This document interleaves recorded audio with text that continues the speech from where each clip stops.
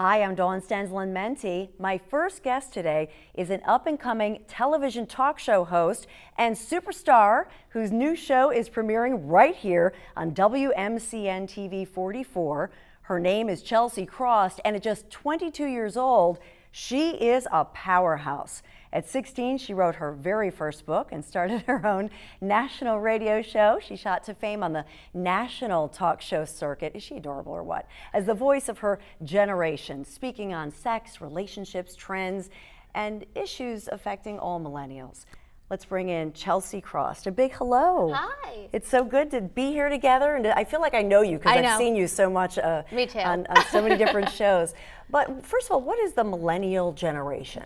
You know, that's such a great question, and it's not like I've never heard that question before. But the millennial generation is basically a term bracketing the people who were born in the late 70s to the early 90s. So anyone who's like 17 to 29 right now. Okay. That is the millennials. You know, I know you've traveled the world. I love your story that you got into this because you told me that you made your first documentary at 14 with your brother, who was 11 at the time, and it was a hurricane or tropical storm coming in, and then you were hooked. I thought that I was going to be a veterinarian from the time, you know, when I was very little. I grew up riding horses, and I grew up in farm country in South Florida. So I didn't know anything but animals and being outdoors, and it's a big difference living in New York City right now, concrete jungle versus horse country.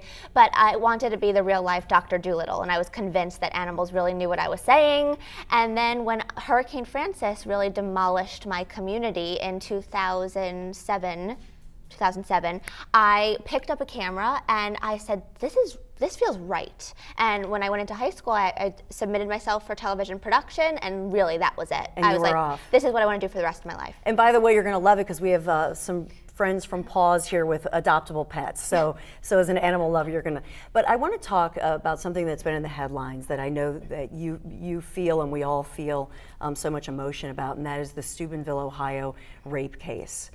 That's been going on. I remember when this story broke, I was actually home in South Florida, and I was in my car driving, and I heard the story about the Steubenville rape case and how the boys were potentially not going to be charged because they were high school superstars, and, you know, for the football team. Mm-hmm. And immediately my blood started to boil, and I was just, I was appalled, and I said, this can't possibly be the end result.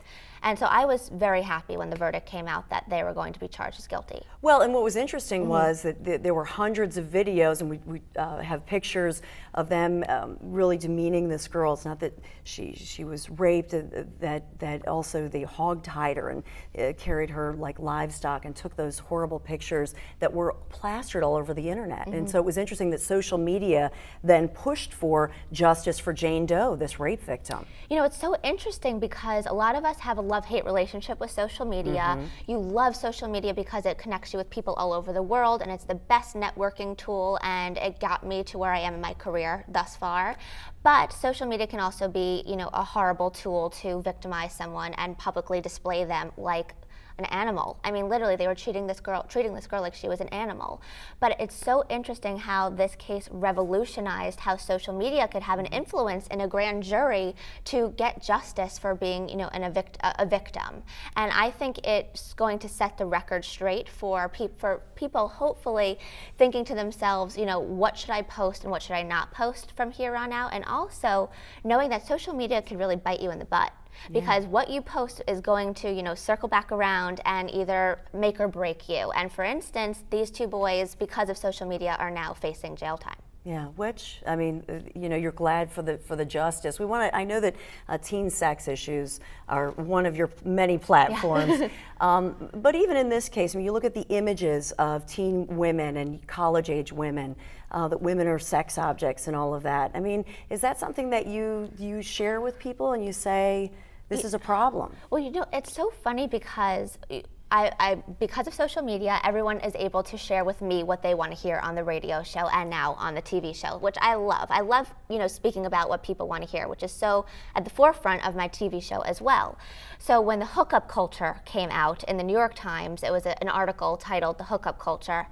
My phone didn't stop for about 48 hours. You have to talk about the hookup culture. What is the hookup culture? Does this mean that courtship is no longer for the rest of our lives?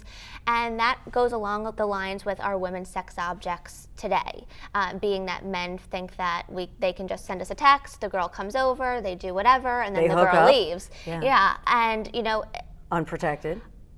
Unprotected. I mean, unfortunately, 1 in 4 people have an STD today, especially teenagers. 40% of people who are diagnosed with HIV are teenagers. I mean, these numbers are so high. And this is something that young people just aren't talking about. Right, and you might ask yourself why.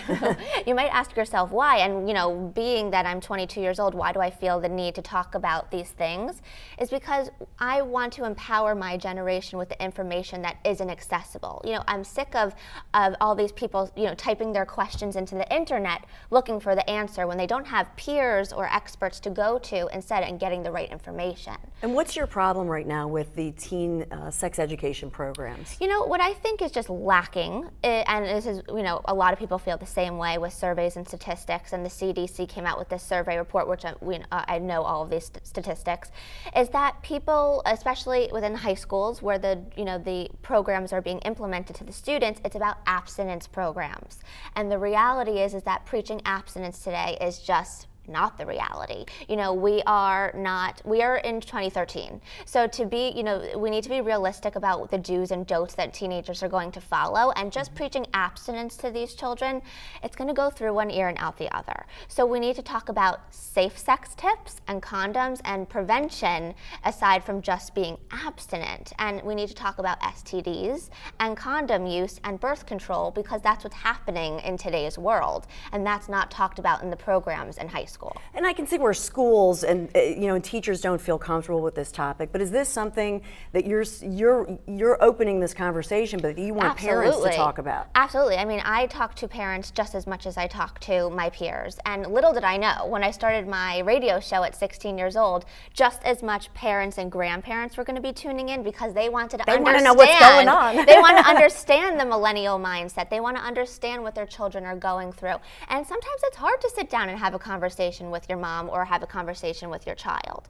But a lot of the parents, they think that they think that their children haven't had sex yet, and by the time your child is 16, 50% of the time they've already had sex. So don't wait till it's too late and then something bad could have possibly happened. Right. Start young, have open conversation with your children. Communication is everything, not only amongst your family but within your relationship. Yeah, absolutely. If you can't communicate, then something's wrong. Big trouble.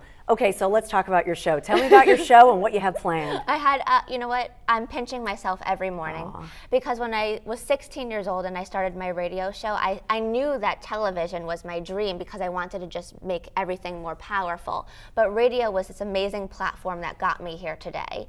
So my show is really a fresh take on talk. I'm sick of generations prior talking about my generation. I absolutely adore Katie Couric and Oprah Winfrey and The View, but it's time for the millennials to share their perspective or their opinion or their thoughts. So my show is going to be, all about my generation, whether we're talking bullying, sex, orgasms, I mean, you name it, we're talking about it. Education, finance, money, things that we really need to talk about today, and things that, information that we're yearning to find, whether it's on the internet or asking your mom or dad. We're talking about it on my show in a fun and entertaining way. Okay, so I want everybody to please mark your calendar. Thank you so much, Chelsea. Thank you. Your show begins, the premiere show, Thursday, April the 18th, 7:30 p.m. We'll all be watching together. When we come back, adorable orphan cats and dogs, Chelsea, you're gonna love this, who need loving homes. Oh, could you be their next mommy or daddy?